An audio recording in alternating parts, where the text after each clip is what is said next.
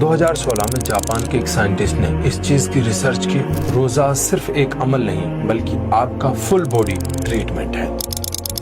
और इसी चीज को डिस्कवर करने पर जापान के एक बहुत बड़े साइंटिस्ट को नोबेल प्राइज तक मिला। जब एक इंसान 12 से 16 घंटे तक भूखा रहता है तो हमारी बॉडी एक ऐसा काम करती है जिसे सुनकर आप भी हैरान हो जाएंगे। हमारा जिस्म अपने आप को ही खाने लगता है।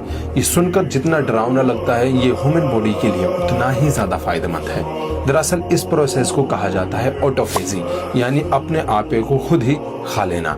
लेकिन इसके अंदर कमाल की बात यह है कि जब इंसान का शरीर इस ड्यूरेशन तक भूखा रहता है तो उसके हेल्दी सेल्स बॉडी के बीमार सेल्स को खाने लगते हैं, जिसके अंदर वो सेल्स जिनके अंदर कैंसर जैसी बीमारी होती है, हमारे हेल्दी सेल्स उन बीमार सेल्स को खाना शुरू कर देते हैं। ये बिल्कुल ऐसा ही है जैसे हम अपनी किसी गाड़ी की सर्विस करवाएं और उसके इंजन में एक नया ऑयल डालें ताकि वो अच्छे से चल सके।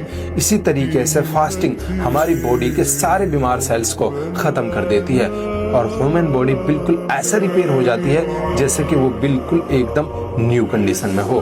मेरे खुदा की कुदरत के साइंस इन चीजों की इन्वेंशन आज कर रही है, लेकिन मुसलमानों को ये चीज हजारों सालों से मिलती हुई आई है। और इस फास्टिंग की ड्यूरेशन भी 12 घंटे से लेकर 16 घंटे तक बताई गई है, जो कि बिल्कुल इस्लाम के रोजों के बिल्कुल बराबर होती है। ये महज कोई इत्तेफाक नहीं बल्कि ये वो राज हैं जिन्हें साइंस खोल खोल करके हमारे सामने ला रही है। अल्लाह रब्बुल इज्जत भी कुरान में यही फरमाते हैं कि और रोजे तुम्हारे ही हक में बेहतर हैं अगर तुम अकल रखते हो। अब समझ में आया कि आखिरकार ये सब कुछ हमारे लिए किस तरीके से बेहतर है।